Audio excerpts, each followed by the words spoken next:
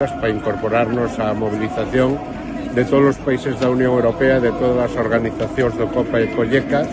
para facer un rexeitamento frontal á proposta da Comisión de desmantelamento da política agraria comunitaria. Nos opoñemos frontalmente, primeiro porque hai unha disminución de presuposto importante que se deriva a outro tipo de seguridade non alimentaria. Segundo, porque se pretende crear unha política que deixa de ser común, porque vai depender da capacidade económica de cada país para axudar de forma distinta os seus agricultores e gandeiros. Estamos convencidos que nestes 2 anos que temos por diante hasta que se aprobe vai haber un rexeitamento non só de agricultores e gandeiros, non só de países, senón do conxunto de partidos e de gobernos. Polo tanto, estamos convencidos que vamos a revirar a proposta da Comisión e volver a unha política que axude aos agricultores, pero fundamentalmente que axude aos ciudadanos para poder ter acceso a alimentos seguros de calidade e a precios que podan pagar. Bueno, a primeira valoración que facemos desde Galicia é unha satisfacción